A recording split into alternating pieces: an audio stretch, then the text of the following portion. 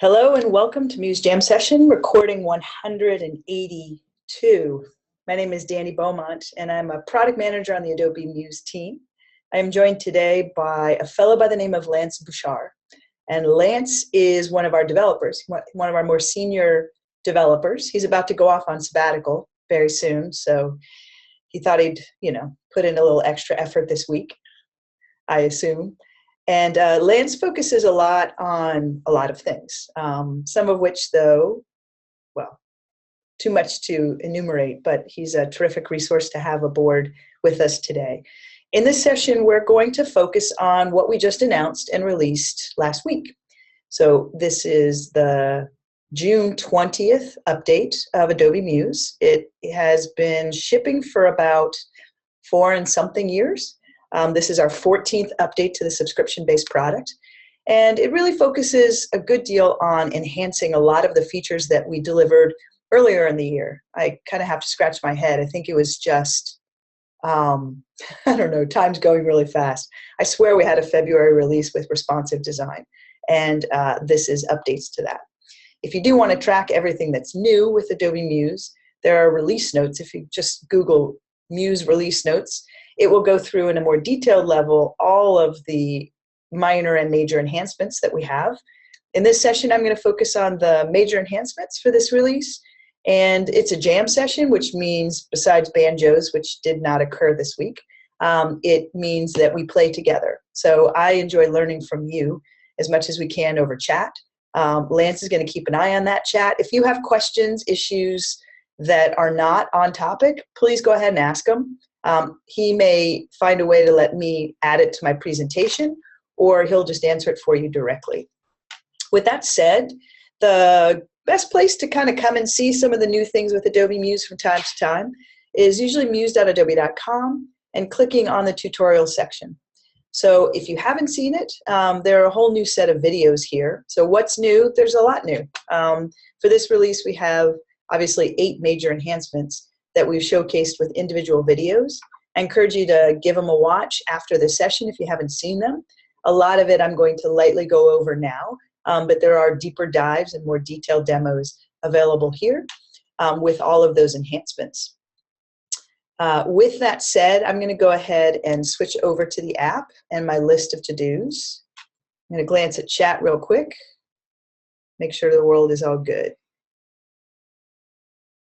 Which are Lance's widgets?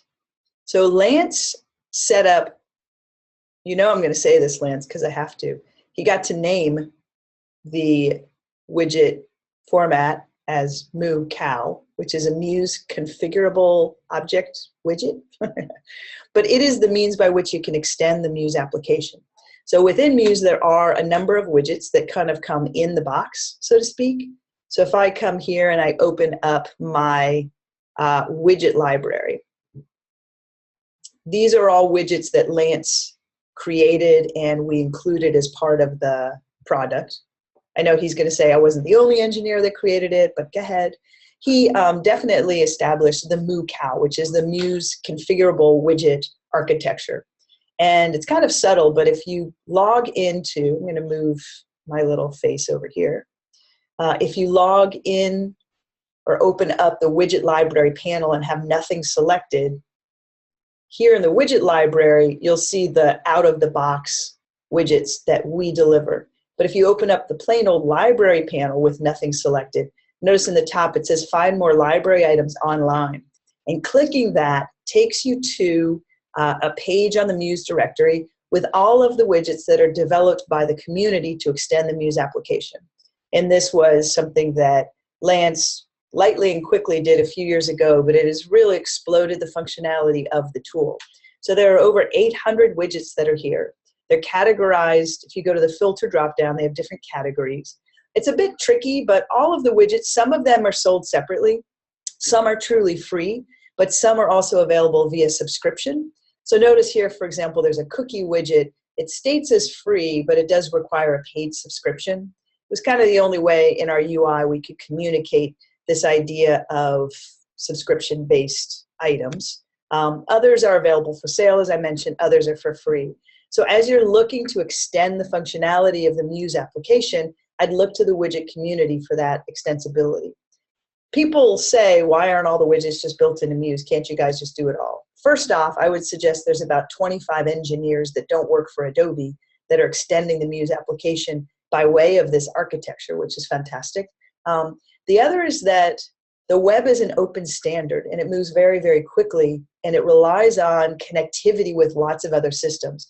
And to a large extent, that's what a moo-cow or a widget is about. It's being able to inject something as simple as a Google contact or a Google map. That obviously that mapping widget is not pulling the entire Google Earth server onto a person's computer. It's using APIs to communicate to a remote server that has mapping details and very quickly updating the content on your web page. So a lot of what you'll see is injecting content from other places in your Muse experience, while at the same time allowing you to skin and style the look of that content to look like the rest of your site. So that's a little bit about widgets. I'm going to go to my what's new list here and start to step through the new features for the product. So starting here in my site plan mode brings me to the first feature enhancement, and it is one around the site plan. So if you've ever been working on a site, I look at a lot of Muse sites, thank you very much, by way of site of the day. So many of you designers will submit your designs when you apply to be chosen as a site of the day. And it's incredible for us. It's just a great way for us to learn. Besides getting files that have bugs and such, it's a really good way for us to see real world scenarios. And a lot of times, although Muse is really ideal for a website that's between 5 and 15 pages, quite often you'll see many, many pages, dozens if not hundreds of pages in a site. And as you expand out that site, it can be really cumbersome to have to keep scrolling left and right. You can make the thumbnail smaller, but you still have a lot of data that you're trying to look at all in one place. So what we've added is a toggle that allows you to choose between a horizontal and vertical instance of the site. You're able to then come in and look at its content. You can expand and contract individual stacks of pages, but you have the option of basically scrolling up and down instead of left to right. So minor enhancement there. Now that I've done this to my site, I'm going to revert it back to a basic site so that I don't confuse myself. We'll talk about the second feature, and it's something known as the vertical, I always have to call it the vertical love handle. The vertical, there you go, I'm having a blank. We knew this would happen. It's the vertical move handle. And the vertical move handle is designed for you as you're working to easily move content on a page. So if you look at good old Pigeon site here, and we step out and look at the full size of the main page, you'll notice that on my desktop design, I've got a lot of horizontal space, so my site is spread out pretty wide. If I jump to my phone layout, what you see is it's a lot longer, and what I've done is stacked my content. This is a common behavior in the world of responsive design. As you get more and more content and you're starting to move it around, it can be cumbersome to keep zooming in and zooming out for precise movement of that content. So let's say I decide that what is Pigeon should move down on the page a little bit more. In the old world, I'd have to zoom out so far that I could see the entire page content, press and drag to kind of select all the elements I wanted, and then hold the zoom key down to come in and select that zoom tool so that I can come in and zoom into the area I want to fix, change to the selection tool, and then press and drag that content down. So lots of steps as you're working, zooming in, zooming out, and a lot of chance of making mistakes where you're not going to select everything on the page and it will mess up the layout. The new world says that sure, if I'm working and I decide I want to move what is Pigeon down to add content or just adjust the layout, what I can do is come in and just select any object on the canvas, and very subtly on the left-hand corner here is the vertical move handle. If I click off, it goes away. I click on, it's present. With it present, what it does is it will take anything that is at this level of content or below on the page, and it, in essence, somewhat group selects it. So if I come here and go ahead and press and drag on that vertical move handle, notice that my content is moving down very seamlessly. Another way I could work is, let's say I want to quickly come in and select everything from a certain point. So if I zoom out and I decide I really don't want this footer content here, I can come in and select the first object that I want to get rid of and double click on the vertical move handle. That effectively selects everything from that object down on the page so that I could just hit the delete key and remove it really easily. Okay, that's number one. Next on the magical mystery tour list here, let's go into just a blank page real quick and we'll take a look at some of these. I'm also going to go with my checklist here so I don't forget anything.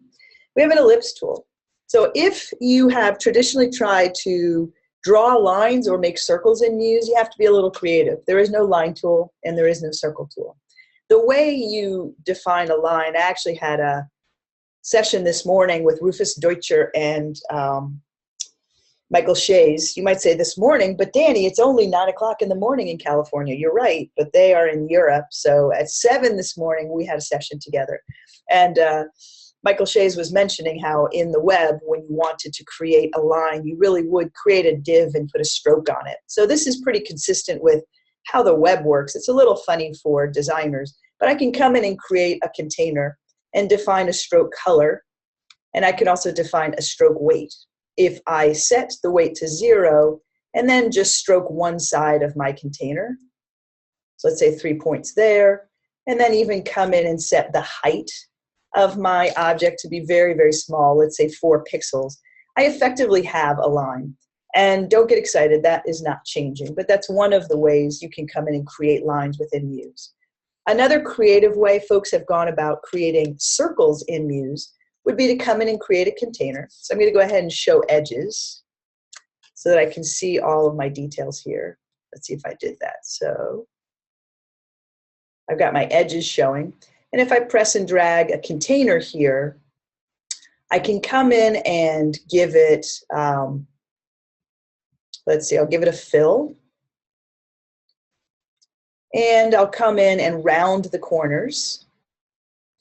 And if I work hard at it, I can make this a perfectly square object, so I can fiddle along with the values until I get to pretty close to perfectly square.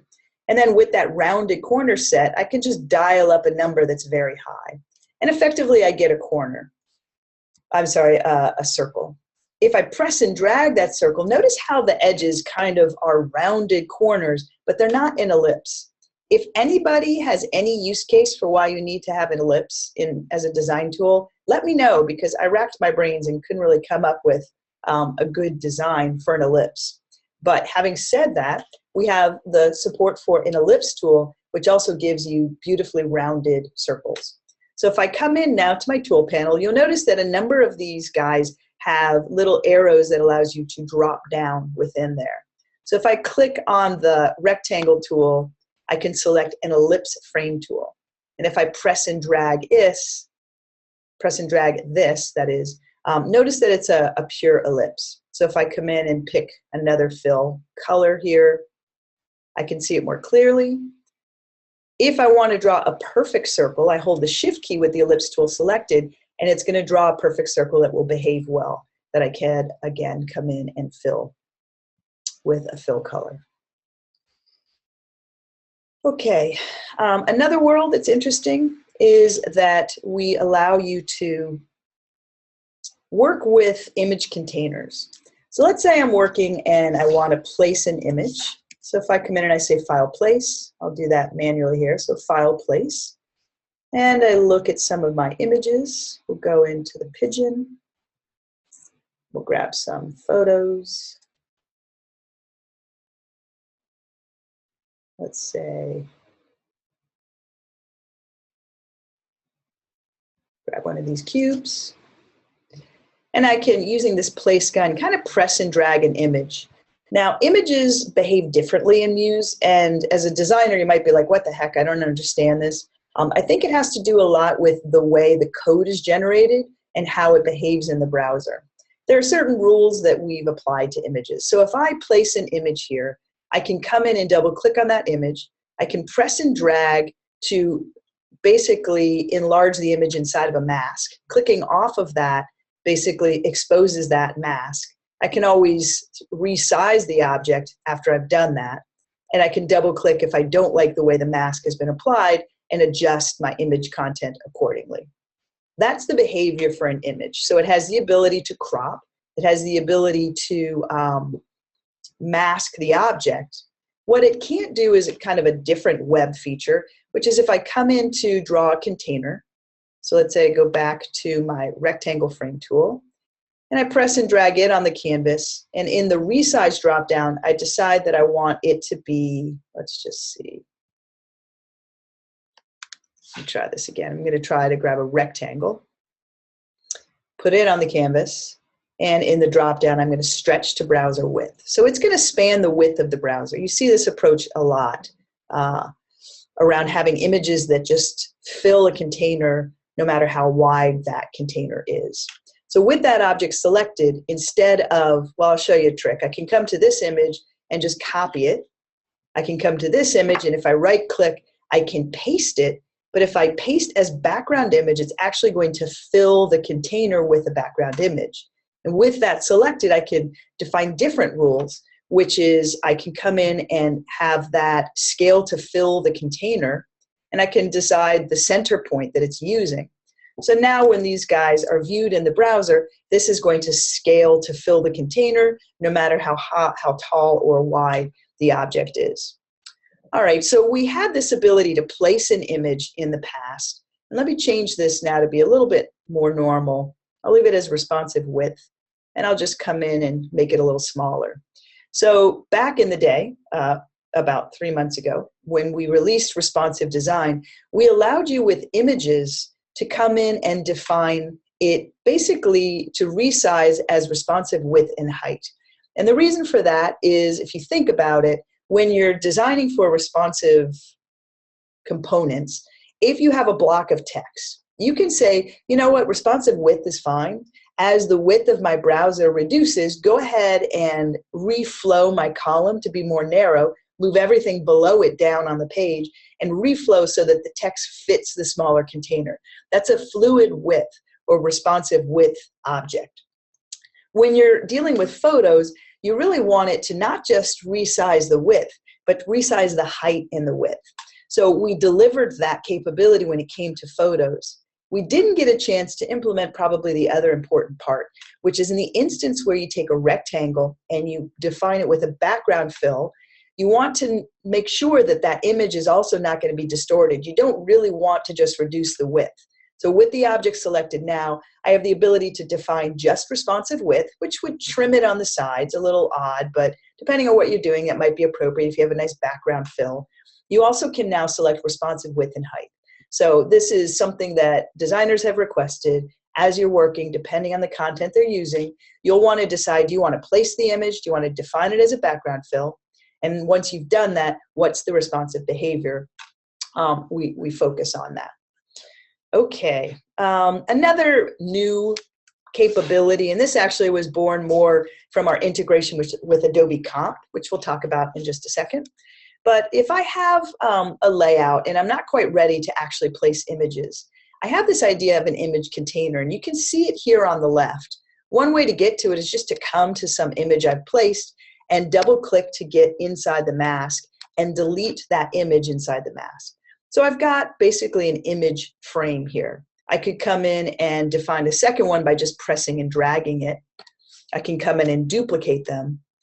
Now these can be handy if you're in a, let's say, for position only mode. You haven't quite got the content available yet, but let's say you also have a template that you want to reuse from time to time, and you don't want to worry about copying and pasting content.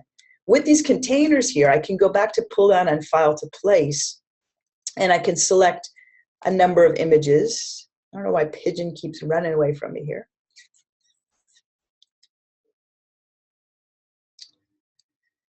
Okie doke. Grab a couple more of those cubes. So this is something known as a place gun. It came from the days of InDesign. I can shift select a group of images, and with that place gun, I can come in and just click and release, and it's going to fill each of those containers with the image that I've placed. Okay, let me look at my magic list again. We spoke about image frame tool, the ellipse tool, the vertical move handle, and plan view orientation. We're doing pretty well. Another one is direct editing of minimum page width. Now, the other major thing that we should talk about today is that Lance is the engineer that worries about how you design responsive sites in Adobe Muse with multiple breakpoints. Now, it's pretty interesting. I've learned about the web through Muse in many ways, and I know that there was demands for responsive design, same as there were demands for scroll effects. And in both instances, as far as I know, there is no visual design tool that allows you to, in a free-form design way, design either scroll effects that are applied to an object or responsive design to an object. What I think happens with that is that because we're inventing things, we have to solve problems as we go along. And one of the things that Lance has been really focusing on lately is if you have multiple breakpoints, how should you respond to that? How should the site handle content when it's placed on a page that has multiple breakpoints? And I'm debating with myself if we get into this too deeply. I think it could be good. Let me put it to you this way. There's an idea of what's known as mobile first, right? And it says that, if you ask me, I've talked to a few folks about this, mobile first does not necessarily mean that as a designer, you should design the mobile instance of your page first. So if you'll notice, I have a design here, and I've got my phone layout, I've got a tablet class of devices layout here, and I have a desktop instance. And a lot of the content that's on each of the layouts reoccurs. So on the phone version, I did delete some of it, but a lot of it actually carries over. The idea of mobile first, I believe, is more of a business concept. It says that as a site designer, as an owner of a website, you need to make sure your customers have great mobile support, because more often they're going to view your site on a mobile device than they do a desktop. That's the way the world is trending. I think from a design standpoint, you want to almost employ what's known as the extreme rule. And the extreme rule in design says that, for example, if I've got a headline in a book, I need to look at the longest headline of a chapter and the shortest headline of a chapter. And when I'm typesetting it, I need to make sure that they always look good. It doesn't look too small or too large, depending on the actual content. In that extreme rule design concept, I propose that it makes a lot more sense for you to start with your largest breakpoint, get all of your page content there on the site, really, really work with it, design it until you have it exactly the way you want it, and then add your second and third, fourth, fifth, whatever it is, your additional breakpoints. And in doing that, what you'll do is make Lance's life easier, which is that he has to worry. If you'll notice here, let me just give you an example of this. When I come to a page, I've got a section here with icons, and I've got descriptions, right? If I look, and if you look for a moment, this first icon is occurring at about 1,200 pixels down on the page. If I jump to the desktop or the tablet layout, it's pretty much the same. But if I come on into my phone layout, that particular item, that icon, is at 2,600 pixels down. I needed to move it down in the design. If I come in and I place an object, let's say I come here and I say File, Place, and I grab something. Oh, it doesn't really matter. A back to top little arrow here. And I decide that I want it to be at about 1,200 pixels down on my page. Lance has to try to guess where you want that object to occur across all of the layouts. So as you're working, if you find that your project gets really, really complicated because you're placing content and you have multiple breakpoints and things are moving all over the place, we'd encourage you to try to finish your design in the largest breakpoint, then add the additional breakpoints and move content around just to keep yourself from going a little less crazy. Okay, that's my official message. A customer service announcement, I guess. I'm going to move down on my list. Next on the Magical Mystery Tour is collect assets. So for many of you that come from the land of print, there's something in InDesign that allows you to package up a project. And we're sort of following in those footsteps, although we have a smaller feature set to start out with for that. So let's say Lance and I are both designers and we're working on a project. Or it's the end of the day and I need to keep working at home because I haven't finished my project. And I want to package it up in essence so that I can take it to another machine and have all of my elements be retained. If you look at the design that I have, so if I come to this page, let's go ahead and delete my little bit there. If I go out to my assets panel, I have lots of content here. In some instances, I have elements that I've just placed. Remember how I went in and said file place and I added these individual cubes. Those are coming from somewhere on my machine. And if I hover over the object, and the demo gods want to be nice to me, you can see that it's in a Dropbox folder for Pigeon. Basically, there's a path there that you can see as to where that file exists on my machine. Now, if I want to, let's say I did want to send it to Lance, I could come to this file and say embed link. What that effectively does is puts the image inside the Muse project. And it works pretty well if I want to share it with Lance. But other objects, because of, I think, legacy in the web, we can ask Lance if we feel like it. Not that I'm using this as an opportunity to learn more from Lance, but I am. When it comes to background images, so if I have a background image that's here, notice these are background images that I placed from the browser or my local machine, and they are there, but there's not really a clear path to them. I can't really tell where they come from. And so if I want to send this file to Lance, it's hard for me to know which assets are remote, which are embedded inside the file, and which are background images that are coming from somewhere. So in order to solve that, what we've done is I can basically collect up my content and send a file over to Lance. So what I will do first is I'm going to pull down on File to save the site as, and I'll just go to my desktop. And I'm going to create a folder, and we'll call it for Lance. And then I'm going to go ahead and hit save. So I'm going to save my source file in that directory. When I come to the Assets panel now, I can click on this little briefcase or folder, a little folio, to collect all the assets. Now it's going to ask me where I want to put those assets. I'm going to make sure that I go to that same directory, and I'll click Choose. And very, very quickly, Muse goes through and it's going to collect up all of the assets, everything being used in the project, and put it there. Now the beauty of this is if I go out to my desktop now, and we look at the For Lance directory, they're all there. I have all my images at the root, and better yet, if Lance opens this up, if he opens the file, the paths for the images are pointing to this location. In essence, it will find those images appropriately. So it just makes transferring files a lot easier and more robust. Okay, I'm going to swing into chat here and see how the world is going.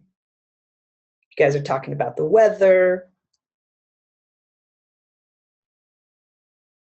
Valerie wants my notes. You know what, Valerie?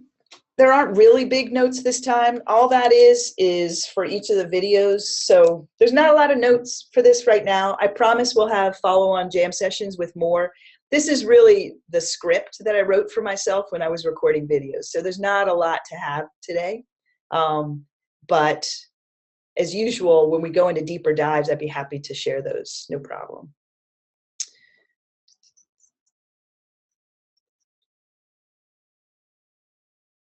So as far as training videos for moo cows, I don't know if the question is how to create a moo cow or how to use a moo cow. As Lance mentioned, if you want to try to build them and you're somewhat familiar with front-end coding, HTML, CSS, JavaScript, I'll tell you this, all of the best widget developers that have evolved over the past few years began as Muse designers that had a good sense of visual design and wanted to achieve things that they couldn't. They were not coders first. They were designers first. So if you want to build widgets, I encourage you to give it a go. I don't think it's overwhelming to figure out. Depends on how tricky you get with things like JavaScript, from what I understand. But that MooCal directory is a good place to figure it out.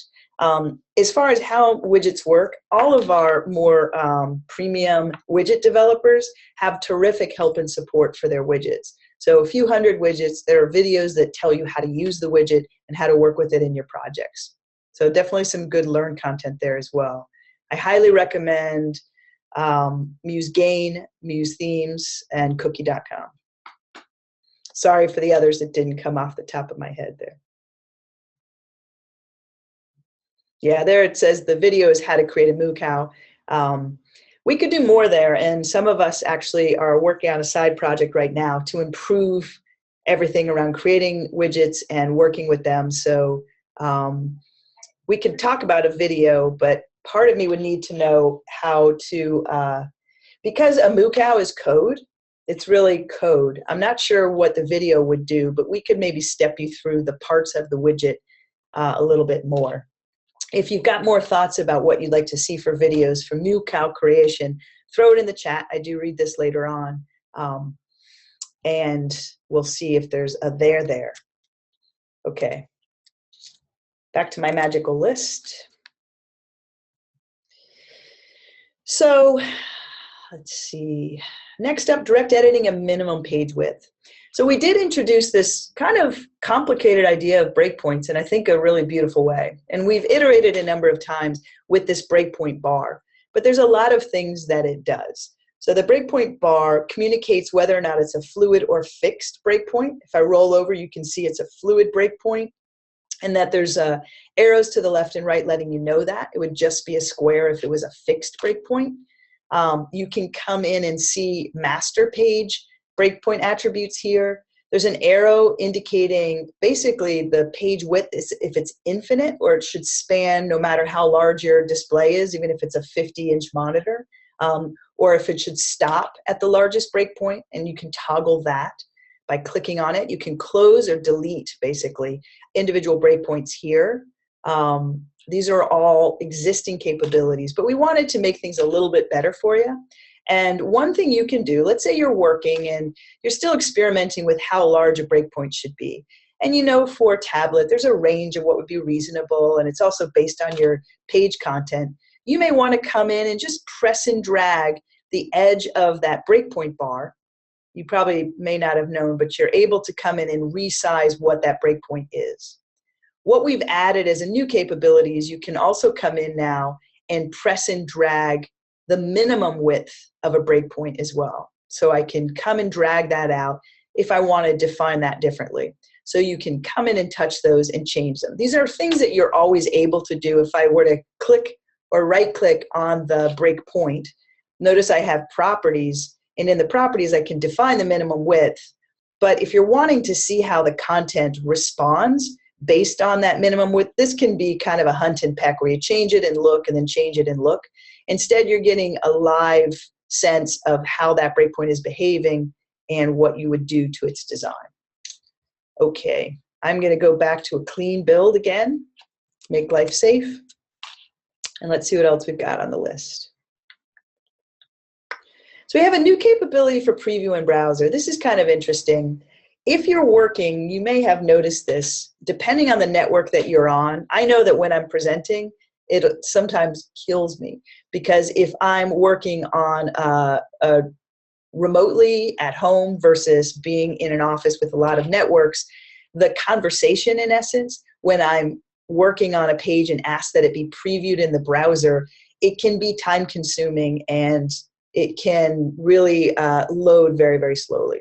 So for example, if I come into a page here and I pull down on File to preview the page in the browser, it's going to bring up a browser window for me. See how it's taking a little bit of time. It's the first time you preview in browser, it's rendering that whole page. If you quickly came in and said preview browser again, it would load rather quickly. But notice here how it's using a local host. If I were on a different network, I may want it to use my IP address and not a local host. So what I have the ability to do is come in and in preferences here, I'm going to check and see, is everybody good? Maybe give me a thumbs up. I'm seeing a little bit of funniness here. and the screen share. Okay. Good. But somebody holler if we're not. Okay, thank you, people. It's nothing worse than talking to yourself in these rooms, I'm telling you. Okay, so in the preferences, notice preview network address. I have localhost selected. You can let it decide, or you can choose if an IP address or localhost works better. If you want to know more about that, ask Lance in the chat pod. I'll read it later because I'd like to know more about that. Okay, next on our list.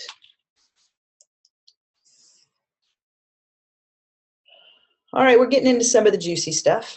Native Illustrator file support. So let me take you through all the ways you can work with vector content real quickly.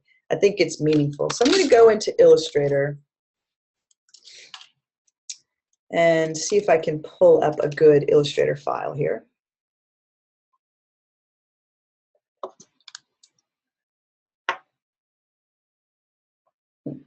Lance is saying, oh, Dani, sure, I will help you with your jam sessions, but next time I'm going to pick the name of one of the newest engineers so you stop picking on me. I know.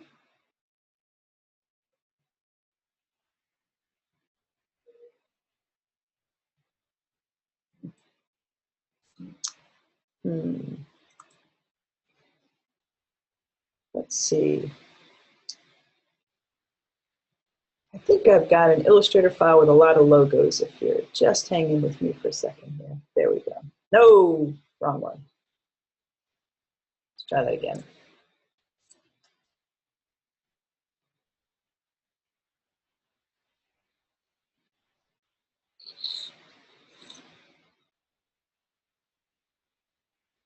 And then she was lost looking for a file. All right, I'm going to pick on any old thing that I have. Not any old thing, because that could be scary. Okay. I have some vector files here, and if anybody wants to make fun of me, you can see that I really barely understand how artboards work. So I've created multiple artboards for my content, and I'm able to move that over into Muse. Now, traditionally, we have supported Photoshop, and we allow you to import Photoshop layers or individual Photoshop files. So in the land of Photoshop, if, let's say, Lance worked on a Photoshop comp and it had many elements, when I place that Photoshop file, I can say place layers as separate objects and really place them all in my design separately. With Illustrator, we haven't had support for native Illustrator format. So the new feature is that if these files were saved out as separate AI files, I could just say file place and place that Illustrator file.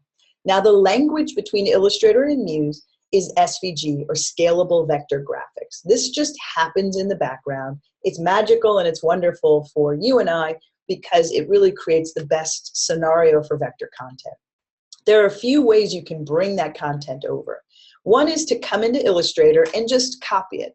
So if I come in and say I want to copy this content, and I switch over into Muse, and we jump over to a page here, and I just paste it on the canvas. I don't know if you can see that with my screen share, but for a moment it seemed to render on the canvas. If I come in and resize this object much, much larger, notice how jagged it's looking. The reason for that is that we're using code, SVG code from Illustrator, Scalable Vector Graphics. When we place the object on the canvas, we look at the code, and as though we were using embed code, basically, we create a poster image or a rendering of that content at the size on the canvas.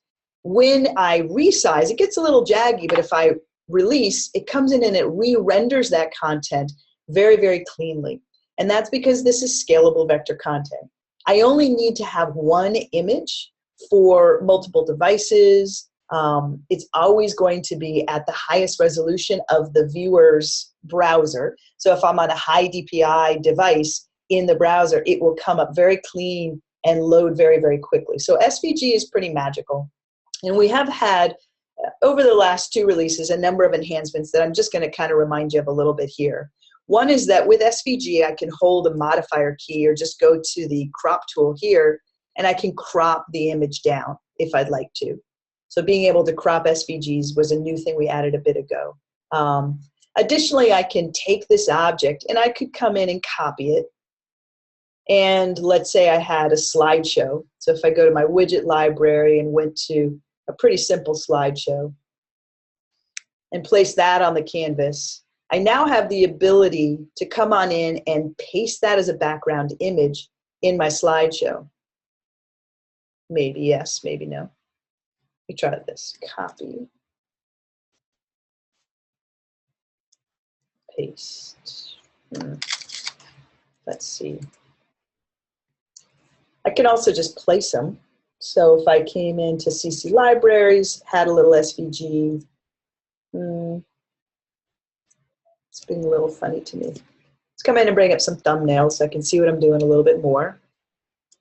And I'm going to go grab something, put it in here, clean that up. Let's try to paste what I've got. Could come to this guy and say,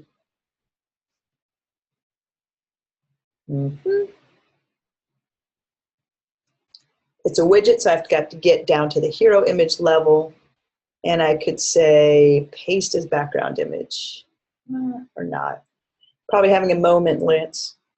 But being able to add slideshows, if I came in and took it another way, let's say I went to my Creative Cloud library, and I looked for some of my Illustrator artwork. So if I say ICO, it's going to bring up all the icons that I have for my pigeon assets. Let's try to not search stock. Let's search in my current library. I can come to these guys and place them as SVG items. So these are a little funny to do as a slideshow, but what I'm basically doing is creating a slideshow with SVG content. See, that's very interesting. Do you notice what happened? It did define as a background image when I pasted as background. It just was slow to load, so it's there. In a very convoluted nutshell, being able to work with SVG files has been enhanced, and we really just give you a lot more controls based on how you want to work with the file, so that it gives you the flexibility you need. In general, images should come from things like Photoshop, should be PNG, animated GIFs, all are good, but these are image files. Whenever possible, for icons, images that you have, logos, really using it as SVG is a terrific way to make sure that your code is going to load very, very quickly. Okie doke. Next up is Adobe Comp Cc.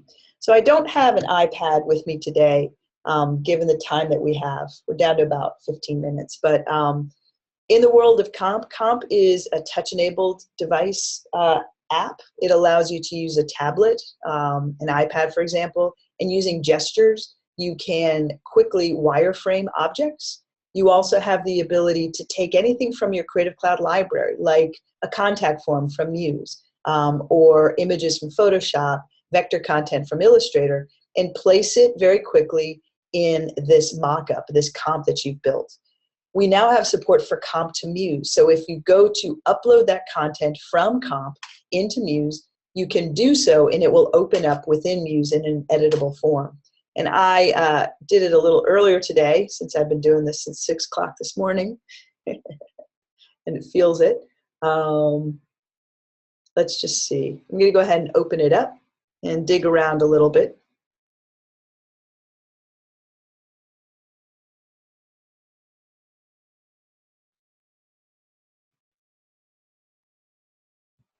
And when I open it up, so this is directly from Adobe Comp, and it will open up here. If I were on Comp and I said push to Muse and I was on the same network, that would automatically happen. It would just open up in my system. And notice what I've got here. I went in and built out some sample text that I typed on the keyboard of my iPad. I have some Greeking text or standard text that you can easily access from Comp. I didn't have images available, so I used the image container, and I can now come in and just place those images easily. I did bring over a Google map from Adobe Muse and also a contact form from Adobe Muse. And these are widgets that you recognize that are editable, configurable within Muse when you actually work again. So now that Comp is part of the Muse ecosystem, I'm really excited to see how users really see the tools working well together. Give me feedback on it because I'd love to learn more as you start to use the tool. Okay, I want to spend 10 minutes on this, and it's probably our biggest thing, which is those of you that are madly in love with scroll effects, and we're very sad that we gave you responsive and took away scroll effects. The reason for it is that we haven't come up with a really good mental metaphor yet, to be honest, for how scroll effects and a responsive site could work together. So if I go to an older design we used to use called Ike's Bike Shop, and we stopped developing Ike's. Ike's is going to come back this fall with both scroll effects and responsive design. This is not a responsive site. It's using alternate layouts, so there's a phone layout and a desktop layout, but it does have scroll effects applied. And what happens is you'll notice at the top here my navigation is pinned, which you can do with browser pinning, but the downside is if you're on touch-enabled devices like an iOS device, that pinning will break, it will not work. Using a scroll effect feature where you pin this content so it doesn't move allows you to achieve that in a way that works across devices. Another scroll effect is notice how the bike in the background here is moving at a different speed of scroll. This is a very trendy parallax scroll effect. And then as I move down, I don't think I have an example of it here, but the ability to fade objects in as you scroll down. So these we had to leave behind when we implemented responsive. We want to bring the two back together, but I want to just explain for a moment why we can't just snap our fingers and bring together responsive fluid breakpoints with scroll effects. And the reason for that is the way this works is if I decide that I want this triangle here, is that a triangle? It's a diamond. If I want the diamond to fade in, the way I tell Muse how I want to do that is I might say that when this triangle is exactly this distance from the top of the browser, fade the object in, so change its opacity. That works when you know exactly how everything is going to stack on the page.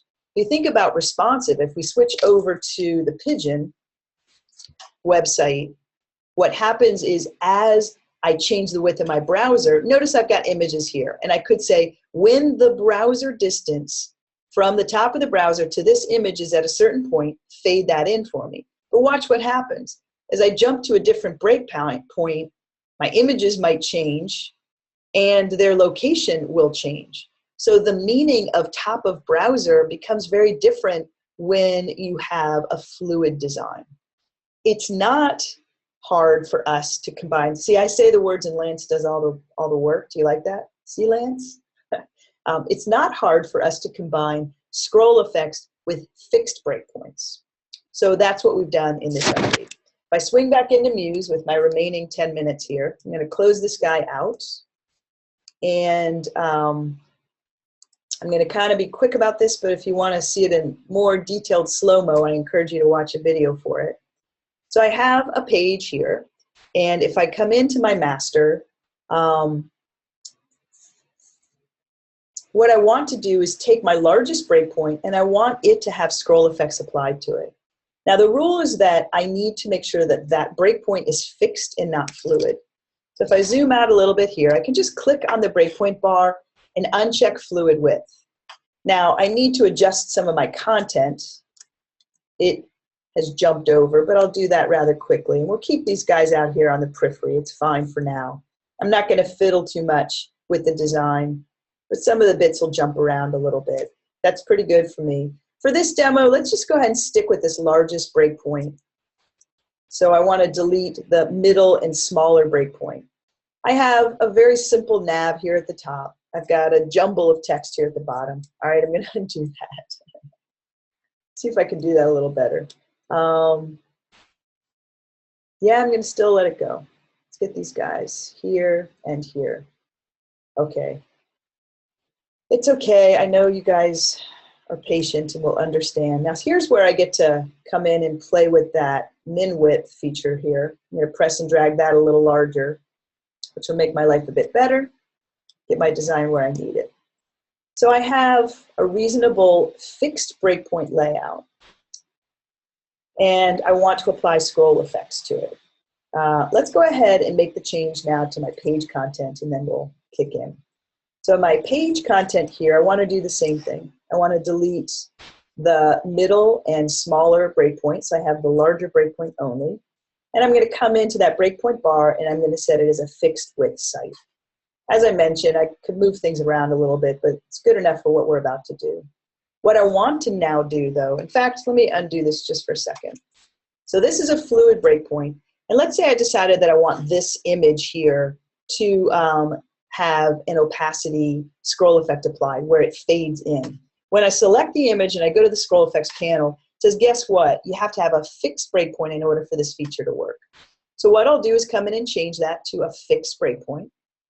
And now with that object selected, I can come in and say, you know what? I want to apply an opacity feature here. So I'm going to come to the opacity checkbox and enable it. And I'll set it such that at 0 points, it does nothing. And then at about, let's just say 400 pixels down, I want it to fade to a full visibility or 100%. Notice that we default to showing the starting state. So it looks like they've disappeared when they haven't. They're just invisible until I scroll down to that 400 point mark. A few more quickly, if I come into my master, I want to select that top navigation. And I kind of want to pin it in a way that'll work with touch-enabled devices. So I'll come into the scroll effects and set scroll motion to nothing. So I'm going to zero it out down the line here, which will just pin it in place. And the other thing I like to do, I'll show you this in the design, I want to fade this bar in. I'll explain it when we look at the finished design. But I'm going to go to opacity here. I'm going to set it to be at 0 would be 100%, actually 0, 0, 0. And then notice it disappears at about, I think, 150 pixels. I want it to fade into 100%.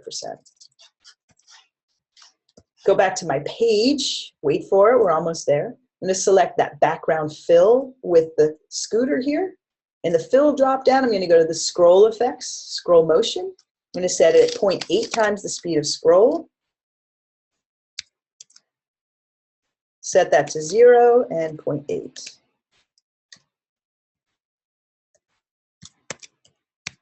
And I'll hit return.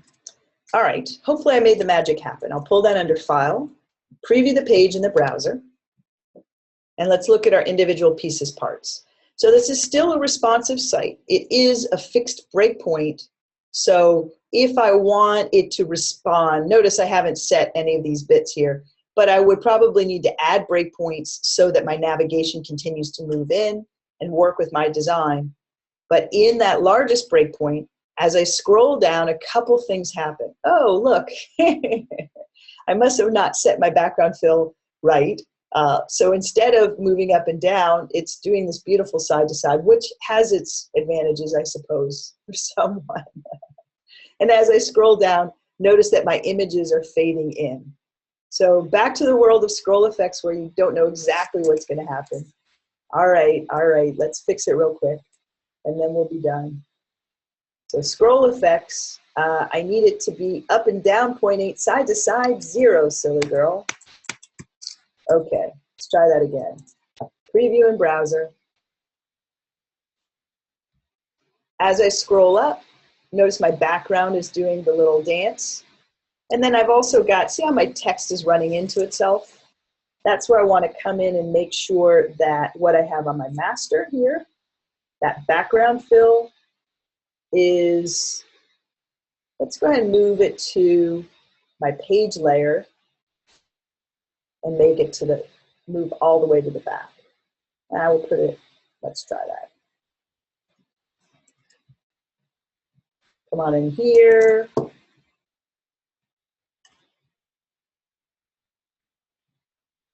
Okay, I've got to work on that rectangle. My goal with the rectangle is to have it fade in. I like being able to see the image here, but when I get to, about there, I want an orange rectangle to take over. I have to layer it properly so that you see it and the text does not run into itself here. Another big one is like back to top, being able to fade that in, have it pinned to the bottom of the page, but fade it in when you're low enough on the page. Okay, we have invested a good full hour together once again. I want to stop and see if there's any questions that I didn't cover. I'm going to put up the polling question, see how we did in this session. And also offer the opportunity, what are the things, if you have been playing with this release, if you were familiar with a lot of what I've covered today, and you're really still confused, let me know what you'd like to do for deep dive sessions. The Muse team, as with all of the Adobe staff in America, will be closed next week for our 4th of July holiday.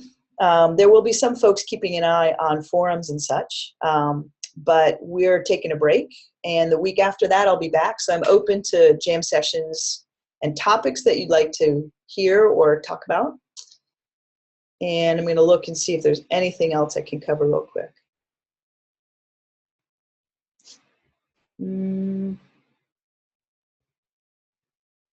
Looks like everyone's pretty good. All right, I'm going to wrap it up. Thank you, everyone, for your time again. We'll see you in 2 weeks. Jam session topics, feel free to email them to me. I am Dani at Adobe. And, oh, okay, good. Thank you, everyone. We'll see you in 2 weeks. Thank you, Lance, for being here. It was an honor.